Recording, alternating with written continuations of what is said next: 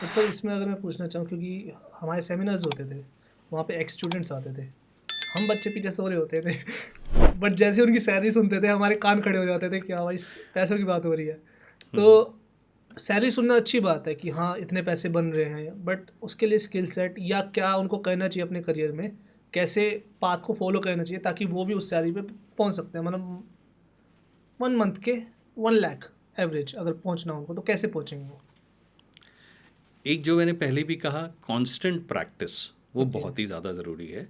और जैसे तुमने कहा कि हमारे पास एक ट्रेडिशन है कि हमारे पास एलुमनाइज आते रहते हैं हाँ जो जी, कि हाँ जी। प्रेजेंट स्टूडेंट से भी बात करते हैं। ये कोइंसिडेंस नहीं है कि अक्सर ये वो एलुमनाई हैं जो कि जब स्टूडेंट्स भी थे तो 4-4, 6-6, 8-8 घंटे काम करते थे ओके। क्लास के अलावा। ओके।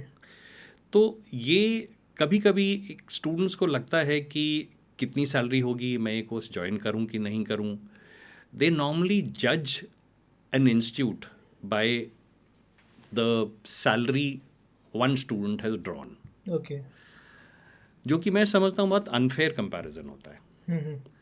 आप एक स्कूल में जाते हैं, आपने कभी इस चीज़ पे, और सपोज मान लीजिए एक स्टूडेंट का सिलेक्शन हो रहा है 45,000 के स्टार्ट पे, उसी बैच के दूसरे स्टूडेंट का 20,000 पे हो रहा है। हम्म।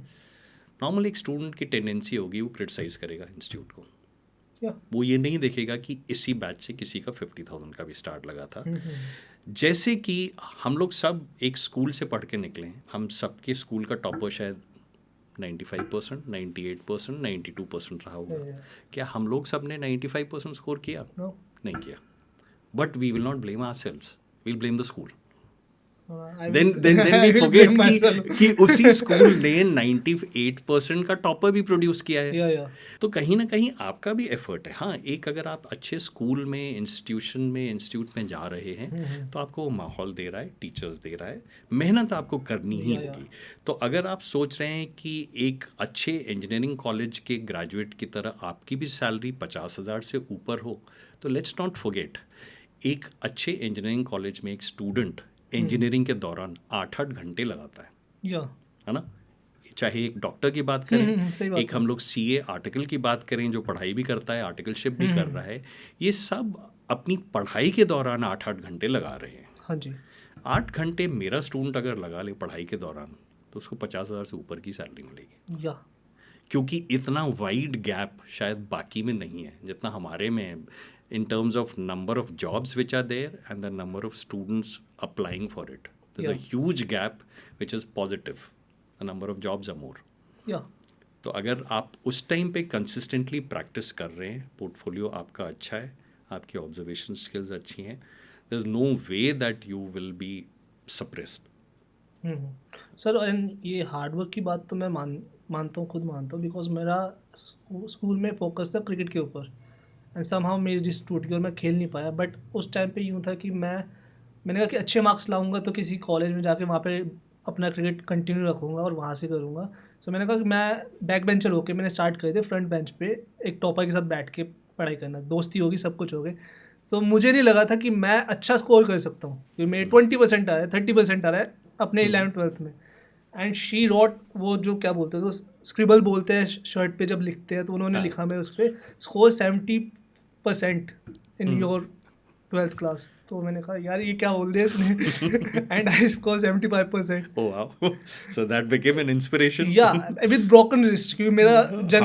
जनवरी पता नहीं दिसंबर नवंबर में हाथ टूटा था मेरा। तो उस टाइम पे मेरे से लिखा भी नहीं जा रहा था, फिर भी मैंने स्कोर कर दिया। तो मैंने कहा हार्ड वर्क से तो हो सकता है बोला। हाँ। और एज यू सेड, कभी कंपनी भी मैटर करती है, फीडबैक मैटर करता है। क्रिएटिव इंडस्ट्री में मैं समझता हूँ कि हार्डवर्क, फीडबैक, ऑब्जर्वेशन, या। आप आसपास देखिए। एक फिल्म स्कूल में भी अगर एक स्टूडेंट कोई पढ़ाई कर रहा होता है, उसको रोज़ कई सारी फिल्में देखनी होती हैं। हाँ जी, हाँ जी। तो क्रिएटिव फील्ड में आपको अच्छा बुरा काम दोनों देखना होगा, तभी आपका वो बोध, आपका एहसास होगा कि ये काम अच्छा है, ये बुरा है। तो ऑब्जर्वेशन बहुत ज़रूरी है। मैं तो सभी स्टूडेंट से कहता हूँ कि रोड पर निकलते हो तो ग्लोसाइन बोर्ड्स भी नोटिस करो, कौन सा ज़्यादा अट्रैक्टिव लग रहा है, क्यों अट्रैक्टिव लग रहा है, क्या इसको और मैं बेटर बना सकता हूँ। तो बिकॉज अल्टीमेटली आप ऑब्जर्वेशन मोड में आ रहे हैं और कहीं ना कहीं आप अपनी क्रिएटिविटी को आगे भी निकाल रहे हैं। ये वाई इज़ इट नेसेसरी कि जो वो बोर्ड वहाँ लगा हुआ है उससे अच्छा हो ही नहीं सकता है, शायद आप उससे अच्छा बना सकते थे। या। तो एक्सपेरिमेंट करें। हो सकता है सर, क्योंकि अभी हम रिसेंट का एग्जांपल ले लें तो समय रैना का हम सबको पता है, हमने देखा होगा उसके साथ कैसे डाउनफॉल होया, बट उसने उसी चीज़ को यूज़ करके अपना नया स्किट निकाल दिया। बिल्कुल। वो बैठ सकता था, डिप्रेस हो सकता, वो हुआ भी होगा, उसने हाँ। प्रॉब्लम एंग्जाइटी सब कुछ आया होगा, बट जो उसके एक्सपीरियंसेस रहे उसने उस पर उतारा अपने नए स्किट पे, वो भी हिट गया। वो भी हाँ। तो अगर आप ऑब्जर्व करोगे चीज़ों को, उसको उतारोगे अपने काम में, वो कहीं ना कहीं आपको हेल्प करेगी। बिल्कुल बिल्कुल, डेफिनेटली।